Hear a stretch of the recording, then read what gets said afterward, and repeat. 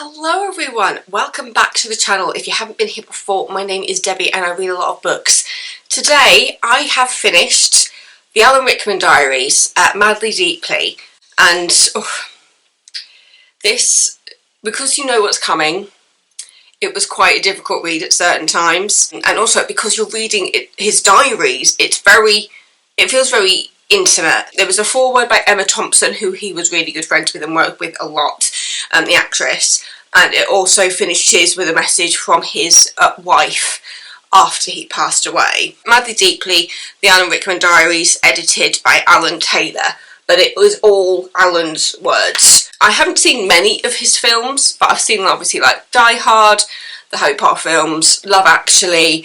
There was a fairly short film that I watched that was just him and Emma Thompson playing a husband and wife, but I cannot remember what it's called off the top of my head. I remember finding it on Sky at one point, but I haven't watched many of his films, and it just makes me want to go through all his catalogue basically and just find all the movies I can find.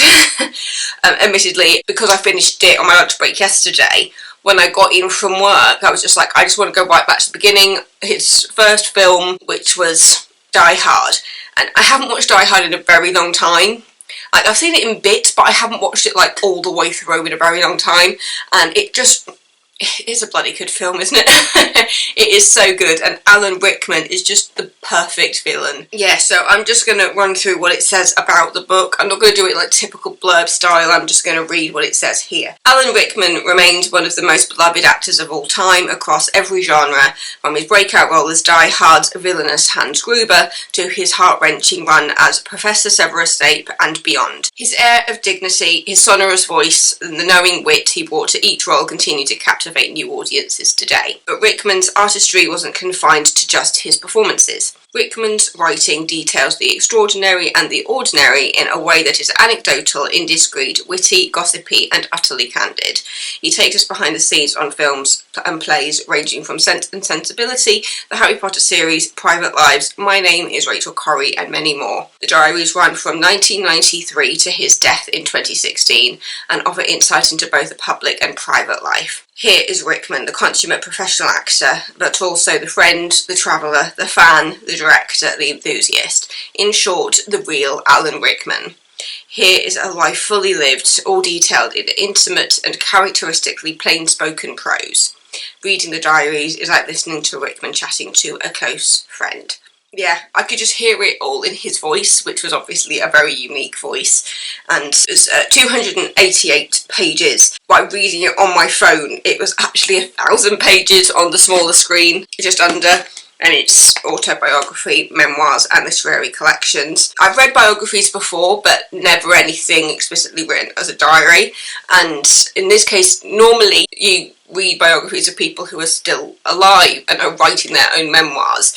So this is the first time I've read a book that was written about somebody after they've passed away, but it was from his own hand, which makes it a very unique experience. So, you know where the book is going to end. I knew what year it was going to end and that it was coming, and how candid he is about his illness and the treatments that he went through, because he actually had prostate cancer a lot earlier than people realise. He actually was dealing with cancer, I think it was during the Harry Potter films. It was quite early on. I just remember reading it and thinking, oh, he definitely was ill a lot earlier than we all thought. Yeah, it was 2005 that he received treatment for what was an aggressive form of prostate cancer, and he had an operation which coincided for the casting for Harry Potter and the Order of the Phoenix, and so he was there wondering about whether he should return to the series or not, and ultimately he did. And then it was in 2015 that he had a minor stroke, which then led to the diagnosis of pancreatic cancer. So it started off with prostate, and then he had pancreatic cancer, and then it was January 2016 that he died, and then he was cremated on the 3rd of February 2016.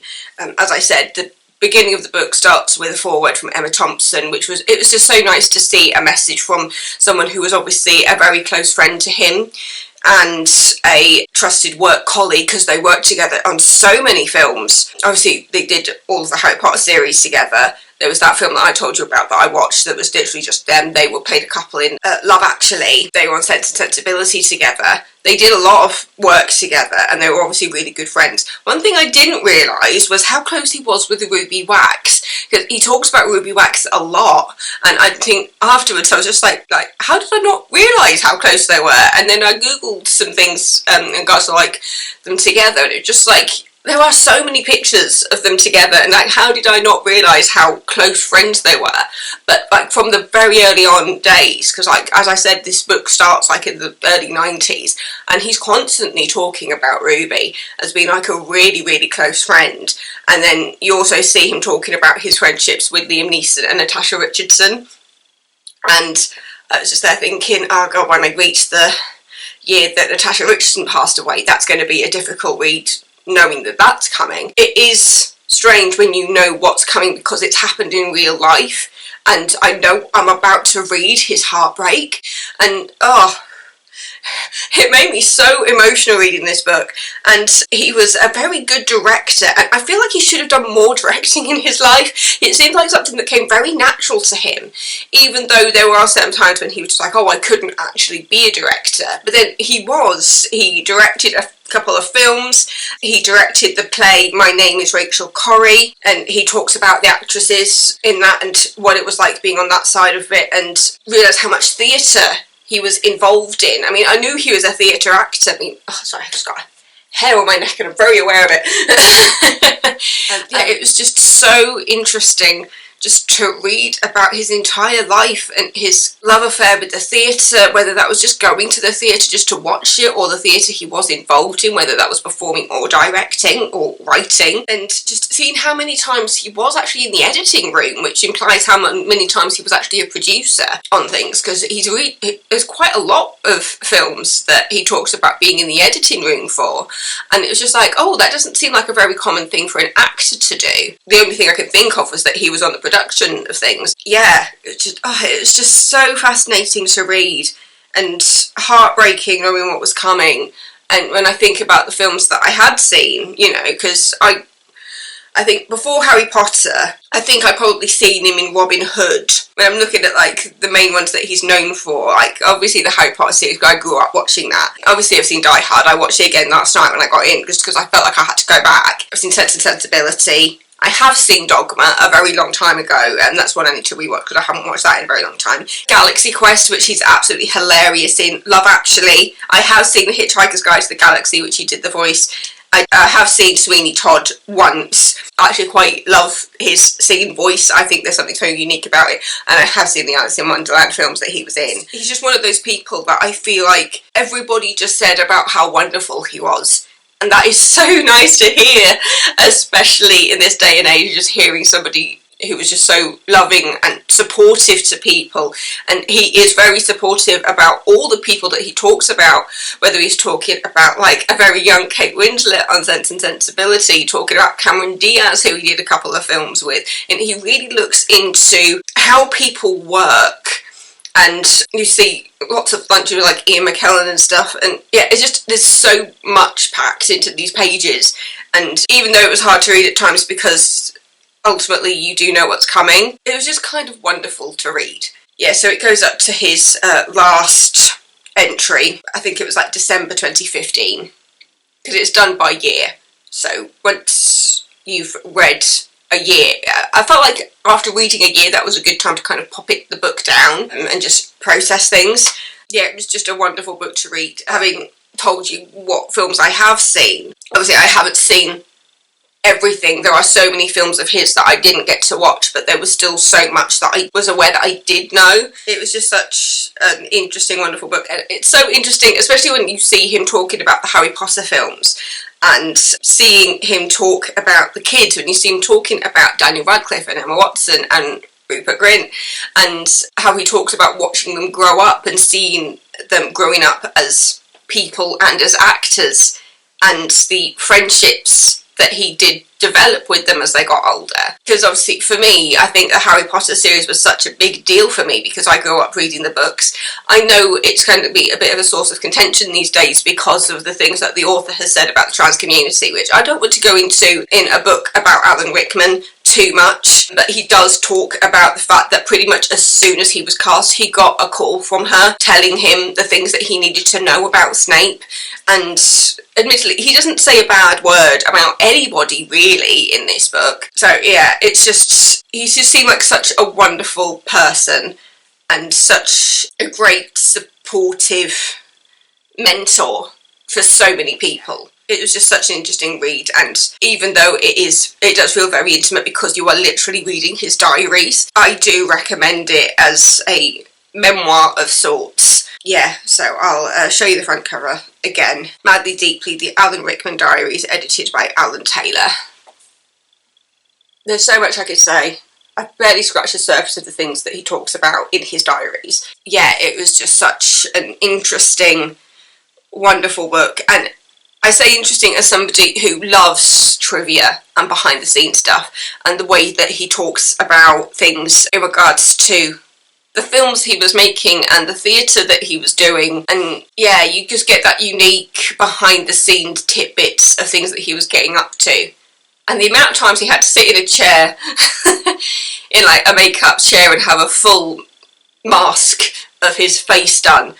I think he talks about that a couple of times, just about how claustrophobic it is just to have this mould made of your face, because he had to do it for a few films. I do need to shut up now. I need to get ready for work. But having finished this yesterday, I just felt like I needed to get this out while it was all still fresh. But yeah, the Alan Rickman Diaries, and you can just hear his voice throughout it because it is his voice. The next kind of biography type thing I'm going to be doing is looking at Victoria Woods, which was written by somebody else about her after she passed away, based on like interviews with her family and her colleagues, and that's like my mashed potato book. Thanks Raylene and Ariel for that term, where I've been putting it off because I need the right time to read it, but at the same time I don't think any time is like the right time to read that book, because Victoria Wood was just such a hero of mine that I feel like I just need to read it and enjoy it.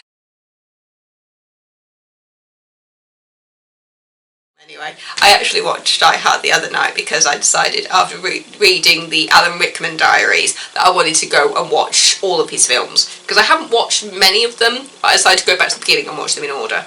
So I have done Die Hard, I have done Truly Madly Deeply. What was the Western one that I watched? Quigley Down Under. That was a really, really good film actually, and I really enjoyed that. Quigley Down Under, it's on Amazon Prime, it's on Apple TV, it's on Google Play apparently as well. But yeah, I really, really enjoyed Quigley Down Under. I will just say that that was an unexpected gem that I found there, and I thought everybody was brilliant in it. Yes, my window is open. It is 20 degrees in here. Don't judge me. But yeah, Quigley Down Under was one of his second films, I think, and it was Tom Selleck and Laura San Giacomo, which, seeing her in the film makes me want to watch Just Shoot Me again. I just find new things to binge watch and watch things that I've already watched. But yeah, if you haven't seen Quigley Down Under, it was actually a really, really good film. I really enjoyed it. And then last night I watched it, was it Close Your Eyes? Weird film, but good. I will say it's about a relationship that started between a brother and a sister. Weird. I only have a sister, but either way, no. But it was based on a play, and there is a lot more to it. Anyway, I've gone on a complete different tangent talking about Alan Rickman films now. I miss him. I miss Alan Rickman. He was taken too soon. He really was taken too soon. So thank you so much for watching. Don't forget to subscribe, and I will see you next time with another video. Mwah. Stay safe everybody. I love you all. Goodbye.